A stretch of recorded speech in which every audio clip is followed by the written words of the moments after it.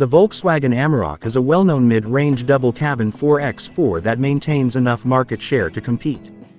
At slower speeds, low range is quick and easy to get into, the ratios are good, and the addition of a rear diff lock puts the Amarok on par with any 4x4 in the same category in terms of off-road performance.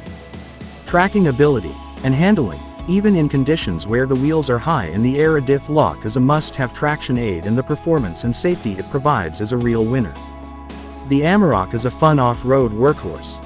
In both 4H and 4L it feels comfortable, capable and confident. The Amarok's 2.0L bi-turbo diesel engine is quite comfortable to drive on and off-road and produces more torque and power than the Mazda BT50's 3.0L turbo diesel engine.